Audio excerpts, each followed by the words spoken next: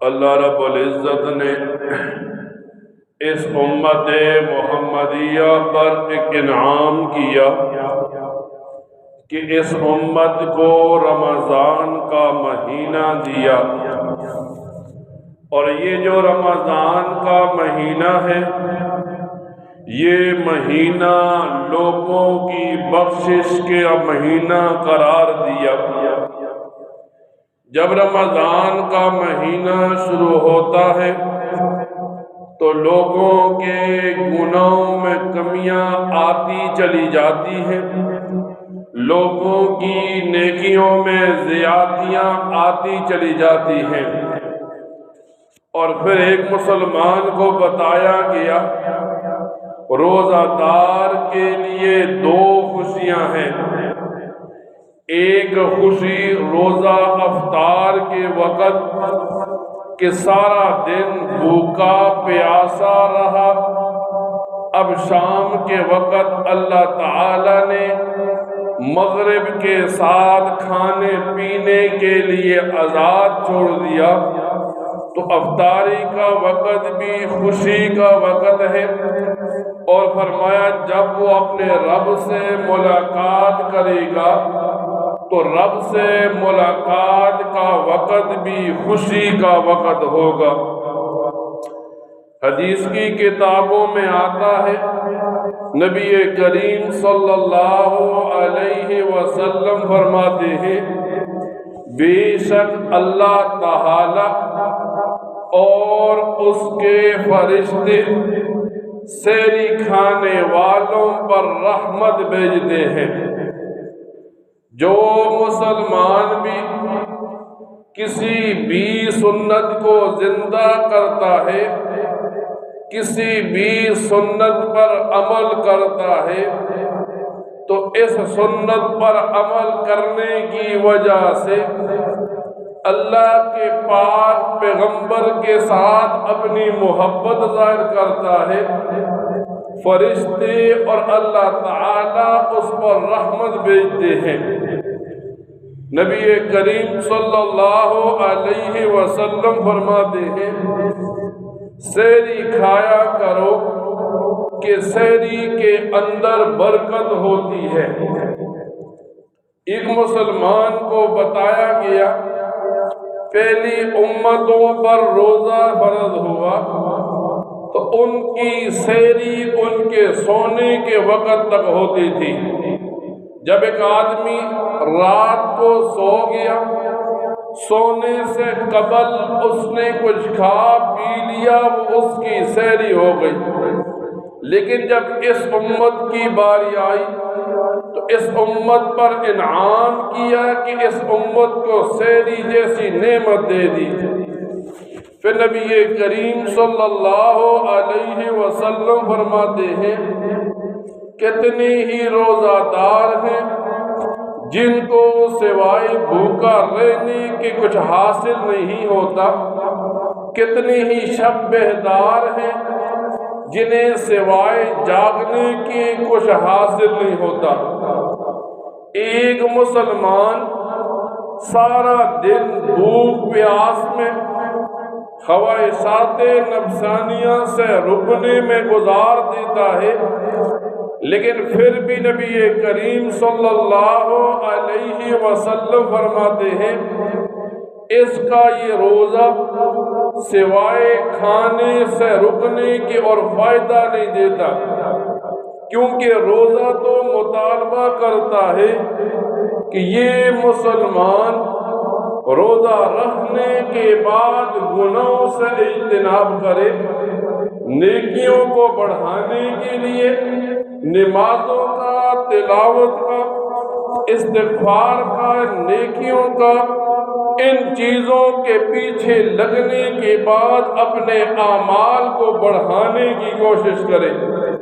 لیکن ایک مسلمان نے روزہ رکھا، اب گناہوں سے نہیں بچتا، تو اس کا روزہ اسے کوئی فائدہ نہیں دیتا۔ ایک مسلمان رات کو جاگتا رہا اور رات کو مزے لے لے کر گزارا، گناہوں میں گزار دیا، نہ اسے نوافل کی توفیق ملی، نہ اسے تہجد کی توفیق ملی، نہ اسے تلاوت کی توفیق ملی، تو اس مسلمان کا رات کا جاگنا بھی بیکار چلا گیا۔ یوں آتا ہے کتابوں کے اندر، اللہ تعالیٰ فرماتے ہیں مجھے 3 آدمی بڑے محبوب ہوتے ہیں۔ ایک وہ آدمی جو افطار میں جلدی کرے، ایک وہ آدمی جو سحری کے اندر دیر کرے، ایک وہ آدمی جو نماز میں ایک ہاتھ پر دوسرا ہاتھ باندھ لے۔ جب رمضان کا مہینہ آتا ہے، رمضان کے مہینے میں یوں ہوتا ہے 11 مہینے اذان دینے والے مؤذن کو پیچھے کر دیا جاتا ہے، اور رمضان میں نئی مؤذن آتے ہیں اذان دینے کے لیے۔ اب وہ صرف نام نکالنے کے لیے اذان دیتے ہیں، انہیں وقت کا احساس نہیں ہوتا، انہیں گناہ کا احساس نہیں ہوتا۔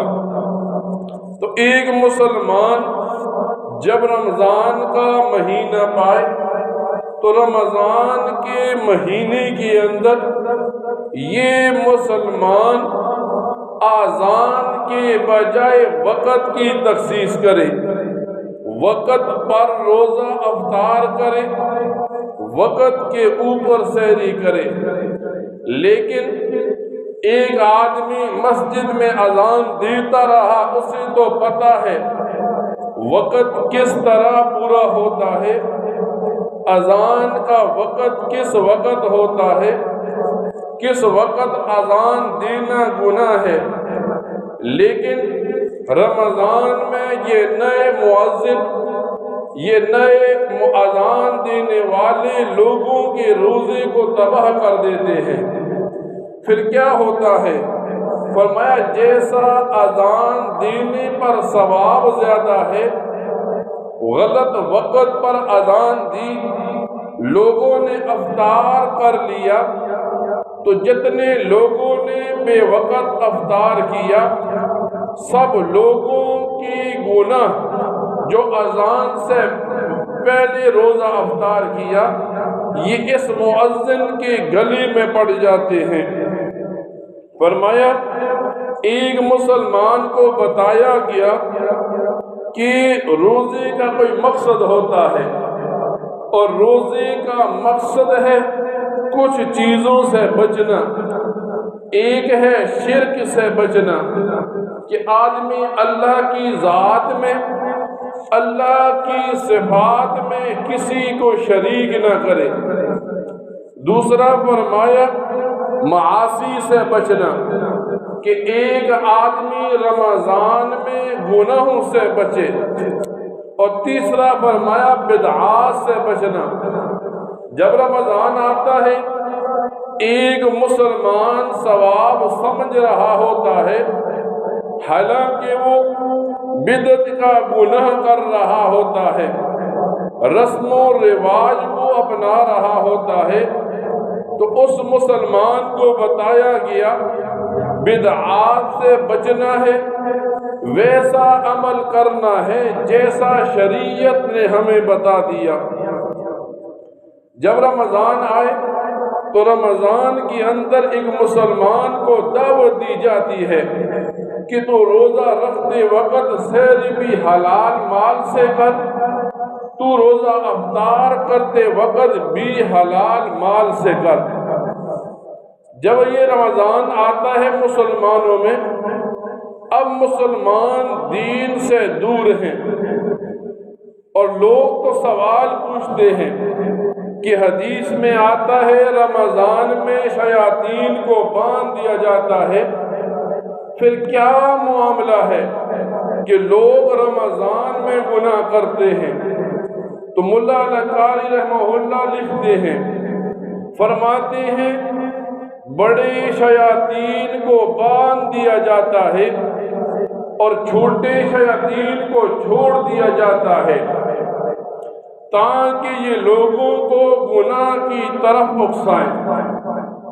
بعض علماء لکھتے ہیں نہیں، اس طرح نہیں ہوتا، بلکہ جب ایک آدمی 11 مہینے گناہ کرتا چلا آتا ہے، شیاطین کو باندھ دیا جاتا ہے، پھر بھی 11 مہینے شیاطین کی تابعداری کرنے کی وجہ سے اس مسلمان کا نفس شیطان کا تابعدار ہوتا ہے، جس کی وجہ سے یہ گناہ کرتا ہے۔